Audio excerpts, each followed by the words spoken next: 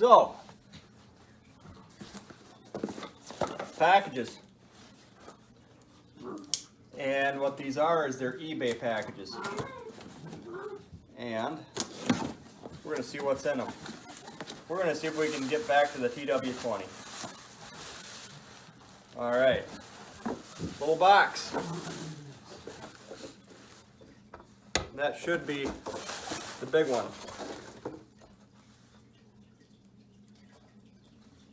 I like to know what I've got in there.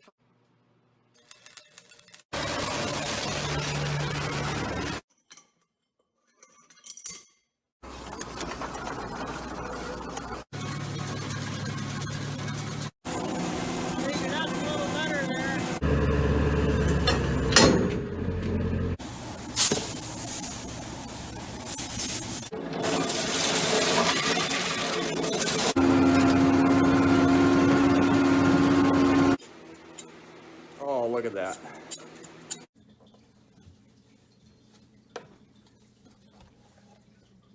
Oh no, this is the little one. All right. So I was short a mic, and I've been kind of partial to Shure Tomiko. This one doesn't seem too bad. I knew it wasn't real fancy. I didn't pay a lot for it, but yeah, some of these ex-governments can go a couple different ways. Yeah. Some of them are real good, and some of them are, you know, they're just that. They're just getting rid of stuff. And that's where a lot of Shure Tomiko comes from, is government. Military. But it is good quality tooling. Jeez.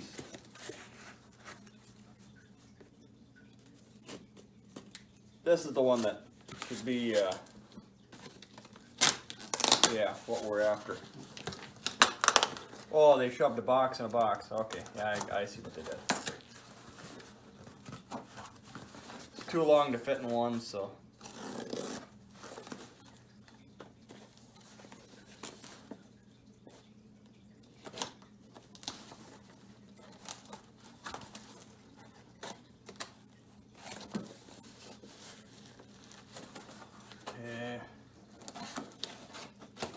Boy, the box in the box, but they did it about the most difficult way you could.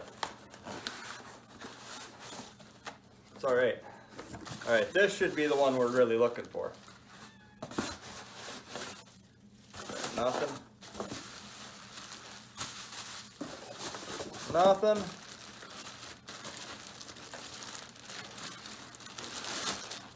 Green box.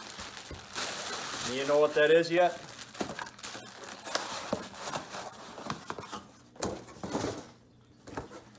Okay. Inside the green box is a wood box. And there it is. Made it pretty much unscathed.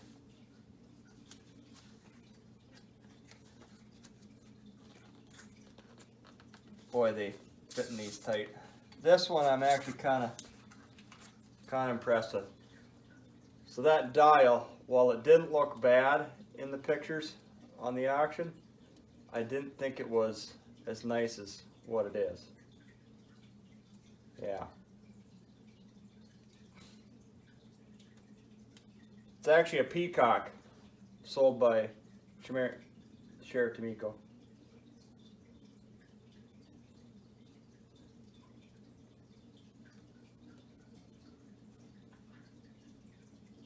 Okay.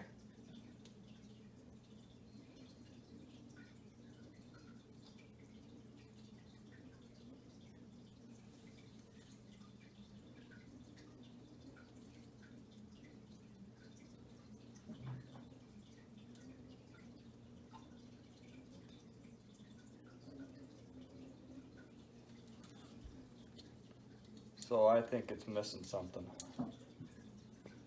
And that missing might just be one of these rods.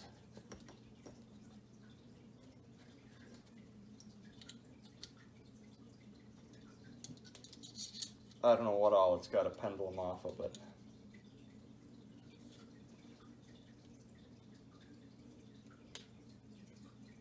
I mean, it works, but it doesn't have the full range.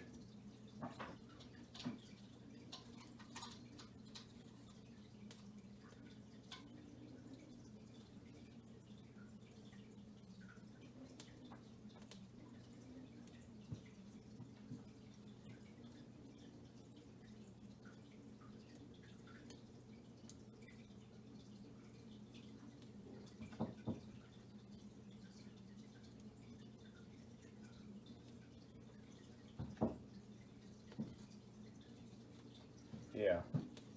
Actually, no, we might be able to adjust that right here.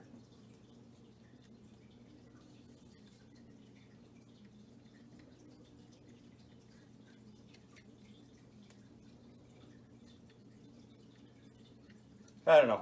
Well, anyways, dial bore gauge. We'll get it figured out. What is this little guy?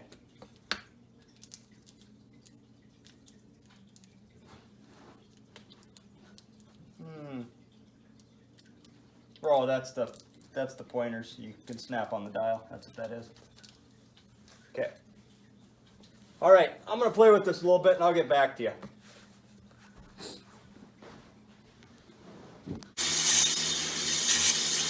All right, so this is what we're doing. It's just a regular stone, cheap stone, but we're not worried so much about a perfect bore. All we're worried about is cleaning it out.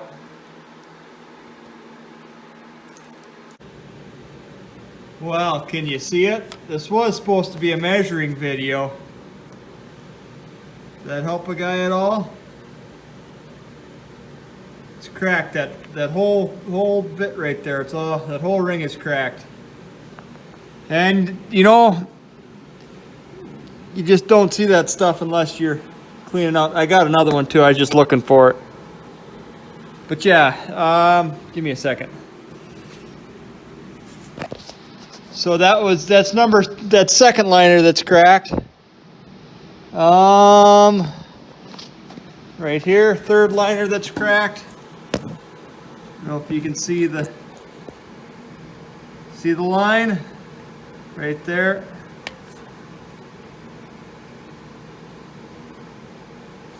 And I can't remember if this one is cracked too or not. Sorry, I'm trying to. But yeah. So we got more than one cracked liner. Well, I'm gonna pull them out and we'll see what we got to measure after that.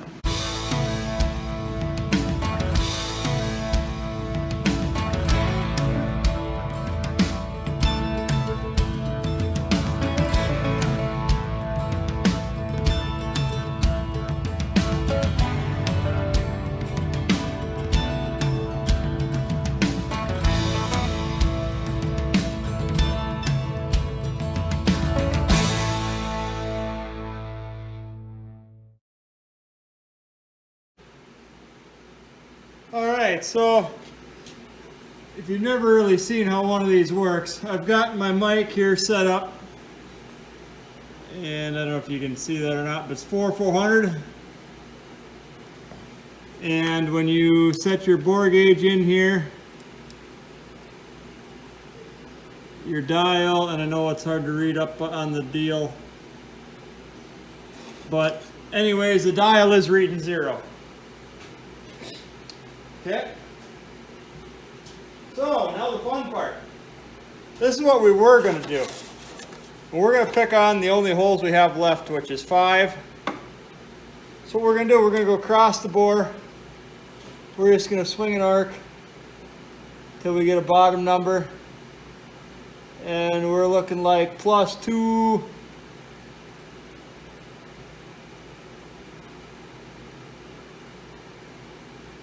No, we're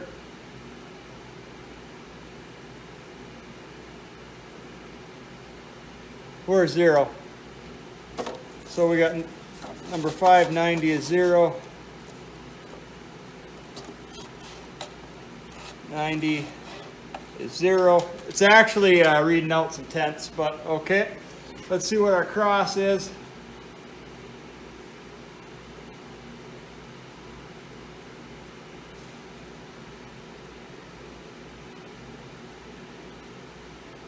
And you just keep walking them in until you get that absolute number. Okay, so I'm getting about a half a thou. Our inline's half a thou. Where'd my pen go? Where did my pen go? It must have fell, huh? Okay, anyways, let's go down to the bottom, and it's not all the way to the very, very bottom, but it's down the hole quite a ways. And let's keep walking them in.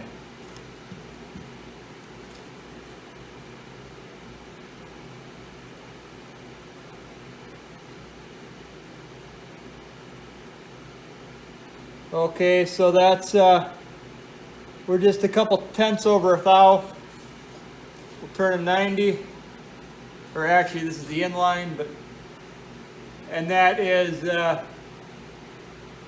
about a half a thou out. So this cylinder is all within a thousand. So this is all, this cylinder would actually be good to go. Like, it would be. I'm going to do that again, maybe a little closer for you. I can probably show you the bottom here. So let's bring the bottom in. This is going to be real fun. But if you see that, I'm wiggling it in, and it's I'm just finding that exact number. So, okay, we're looking like a 2/10,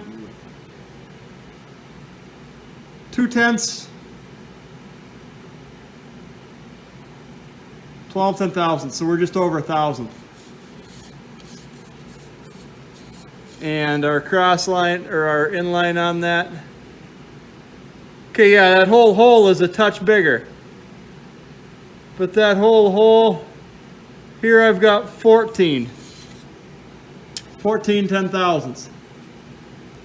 On the top, we're looking at 11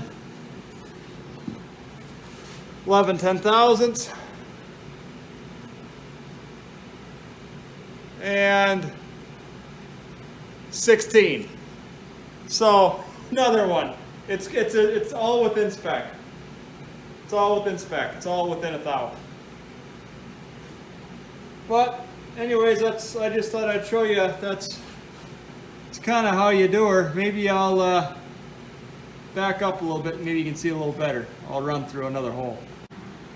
There, I don't know if this would be any better or not, but. And like Ford, they only call for 4 measurements. They call for an inline,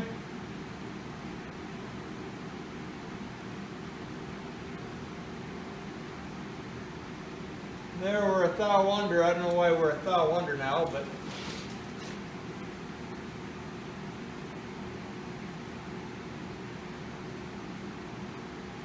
actually this one's out of spec now. I bet you I was on a chunk of something.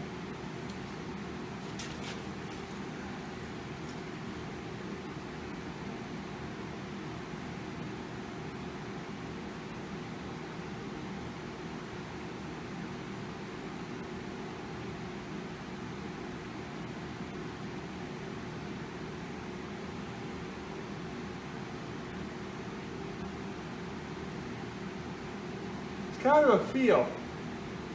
It takes you a while to get it.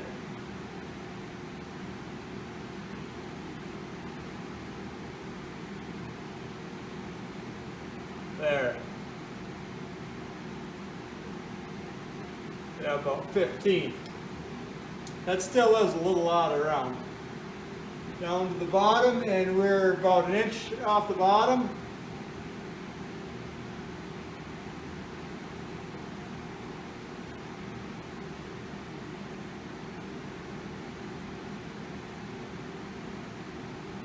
Okay, 15 10,000s.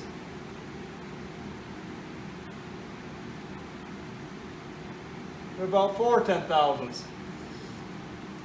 I don't know if that helps you guys at all or not, but that's how you measure out a bore. I actually like taking a middle reading as well, and when I actually go together, I will take that just because I'm going to blueprint the engine, but just for my own. All right. So once you pull it out, you can see there's your rings coming off the top. And I couldn't tell you exactly why this happened, but I've got 2 cylinders where it happened, and then this one, I don't know if this is from that or if this is from the, you know, the whole dropping the belt. Well, I don't know, would you do all 4 or not, or all 6 or not? Yeah, I think we're gonna. I'm kind of disappointed that we are, but we're gonna start all over. I mean, these, they would work. I think I'm gonna stock them, these 3, because I know I can pull them without any damage. But the other 3 are junk, and they're garbage. All right. Well, I suppose back to pulling sleeves.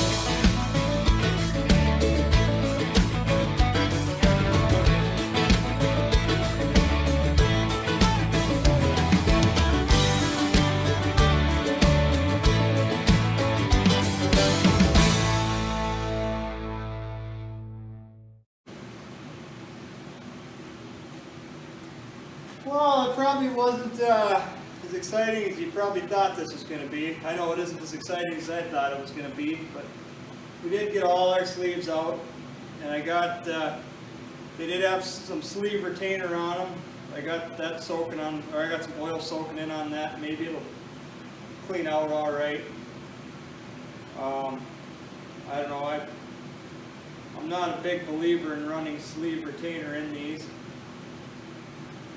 or in any of these dry sleevers. I guess I get why they do it, but yeah, I think the guy's better off just run a real thin little bead of blue Loctite down at the bottom. Call it good. Well, actually, it doesn't matter if there's, no, you don't need any. You really don't. Well, with that, thanks for watching, and hopefully we'll catch you around next time. Catch you next time.